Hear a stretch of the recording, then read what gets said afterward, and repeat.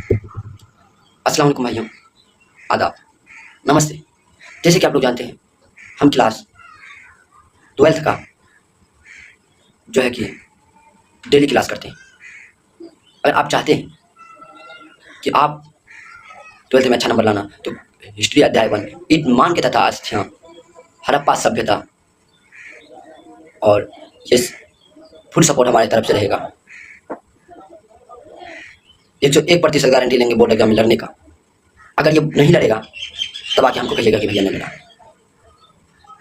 सच बता रहे हैं आपको हम ये नहीं कहते, ये गलत है। आप जो हमारे यहाँ देख रहे हैं वहाँ पे थंबनेल में दिख रहा है आपको, अब ये सोच लीजिए मेरा पार हो गया 12th में, आप टेंशन ना है, एक अच्छा भैया के पास है, समझे? ठीक से पढ़ाई कीजिए। नमस्कार। जैसे कि आप लोग जानते हैं, हम डेली क्लास 12th का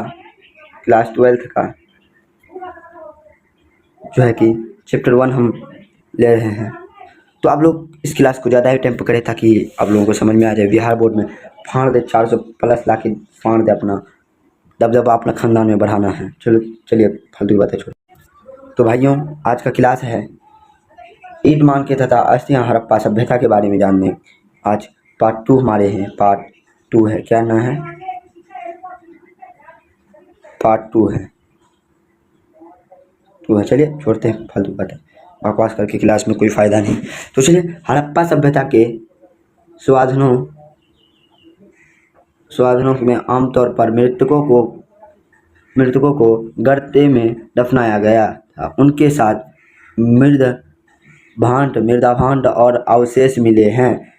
आभूषणों व मानकों को तोलने के लिए वाट का प्रयोग होता था। यह चाट नामक पत्थर से बनाया जाता था। वाट मतलब समझे, जो हम धान वान नापते हैं ना, वो लोहा जैसा होता है, उसी को वाट कहते हैं। जिसे हम कि 1 kg का, 1 पाव का, आधा kg का होता है, जिसे चाट नामक पत्थर से बनाया जाता है। किससे? चाट नामक पत्थर से बनाया जाता है। मानकों का निर्माण का प्रयुक्त पदार्थों को कार्नेलियन सुंदर लाल रंग का जेस्पर स्टाफिक क्वार्ट्ज सेलखड़ी जैसे पत्थर, तांबा, कांसा, सोने जैसी धातु तथा साख पियांस और पक्की मिट्टी सभी का प्रयोग मान के बनाने में होता है। इनके आकार जैसे चक्राकार, बेलनाकार, गोलाकार, खंडित होते हैं। वो बेलनाकार होता है, कभी कभार गोल होता है, कभी कभार खंडित होता है, बहुत सारे तरीके के। तो मोहरों और मुर्दाकणों का प्रयोग लंबी दूरी संपर्कों को सुविधाजनक बनाने के लिए होता है। मोहरों का उपयोग लंबी दूरी संपर्कों के लिए सुविधाजनक बनाने के लिए होता है। जैसे हम मोहर किसी चीज़ में मार देते हैं, तो अगर हमारा जो मोहर है, हमारा नाम का मोहर, तो हम किसी व्यक्ति की पहचानेंगे तो हमें पहचान जाएगा, फलाना आदमी इसको भेजा। इसीलिए मोहर का प्रयोग पहले ज़माने में होता था। तो देख सकते हैं। फिर मोहरों में पाई जाने वाली लिपि को पढ़ने का विद्वान अभी तक असमर्थ है। क्या है? हड़प्पा में पाई जाने वाली लिपि, जो वहाँ का पाए जाते थे, वहाँ पे लिपि पढ़ने विद्वान अभी तक असमर्थ है। हड़प्पा की लिपि वर्णमालीय थी। इसमें चिन्ह की संख्या लगभग 375 से 400 के बीच था। अब कितना था चिन्ह संख्या? 375 से 400 तक के बीच था संभवतः। दाई से बाई और लिखी जाती थी, दाई से बाई और लिखी जाती थी। ऐसे लिखी जाती थी मेरे भाइयों, दाई से बाई और लिखी जाती थी। हड़प्पा सभ्यता का विनाश। जलवायु में परिवर्तन, वनों की कटाई, बाढ़, नदियाँ सूख जाना, मार्ग बदलना, भूकंप, बाहरी आक्रमण इत्यादि कारण हुए। क्या हुए?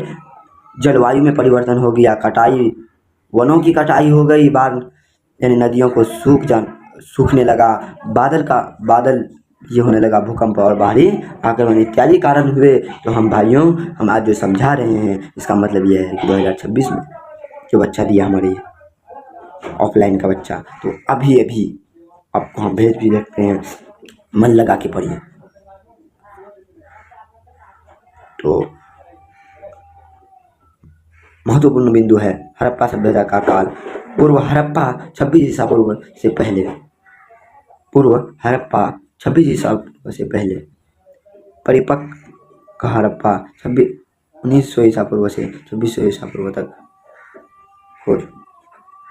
हड़प्पा, उत्तर हड़प्पा 1900 ईसा पूर्व के बाद हड़प्पा का सभ्यता का विस्तार क्या है, कैसे हुआ, चलिए समझते हैं। उन सब बातों को समझते हुए आगे बढ़ते हुए अपना बुजुर्ग भाई आपको उत्तरी छोर और दक्षिणी छोर, पूर्वी छोर, पश्चिमी छोर, उत्तरी छोर में माड़ा और पूर्वी छोर में आलमगीरपुर और दक्षिणी छोर में है देमाबाद, पश्चिम छोर में कागेडोर। हड़प्पा सभ्यता का विशेषता, आपको बोलेगा हड़प्पा सभ्यता का विशेषता क्या है, क्या करेंगे जानकर, अभी आपको समझा रहे। हड़प्पा सभ्यता का विशेषता, बस्तियों में भी दो बस्तियों में दुर्ग और निचला शहर, यानी दुर्ग, एक दुर्ग था एक निचला शहर था। क्या था? एक दुर्ग एक निचला शहर। पूर्व नियोजित जल निकास व्यवस्था, पूर्व नियोजित जल निकास व्यवस्था। हड़प्पा स्थलों से मिले साधनों में आमतौर मृतकों को गड़ते दफनाया गया था या जाता। मोहरों के द्वारा सुदूर क्षेत्रों के साथ संपर्क का संबंध, एक क्षेत्र से दूसरे क्षेत्र पर जाने के लिए मोहर के उपयोग करने लगा। बहुत सारे तरीके का विनिमय बांट का द्वारा किए जाते थे। विनिमय बंटवारा होता था। अगर मान लो कि 1 केजी चावल, 2 भाई थे, 1 केजी चावल लिए, मान के चलो 2 भाई थे,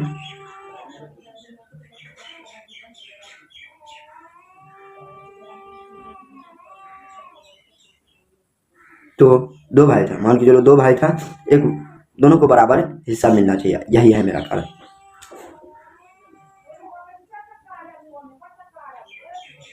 और ये घनाकार होते हैं और इन पर कुछ भी अंकित नहीं होता।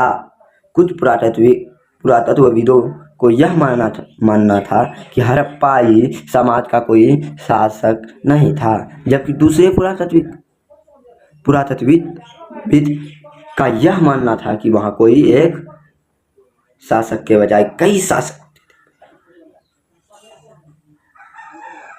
कुछ पुरातत्वविद का कहना था कि हड़प्पा सभ्यता में कोई शासक नहीं था, और कुछ पुरातत्वविद का कहना था कि मानना था कि यहाँ कोई एक शासक के बजाय कई शासक थे।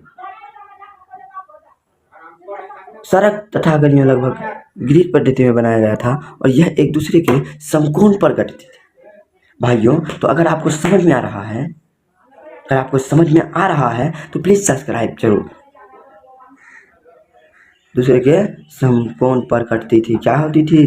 दूसरे के समकोण पर कटती थी। शिल्प कार्यों में मान के बनाना, शंख, खटाई, धातु कर्म, मोहर का निर्माण, बांस बनाना सम्मिलित था। तो भाइयों, ये जो पढ़ाने का अंदाज है, प्लीज इस चैनल को ज़्यादा से ज़्यादा ग्रो कीजिए।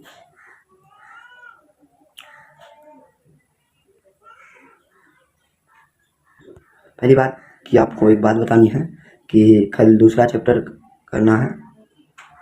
आज एक चैप्टर कंप्लीट हो गया है। प्लीज़ इस चैप्टर को पढ़ के आप लोग को ज़रूर समझ में आएगा, मैं उम्मीद है।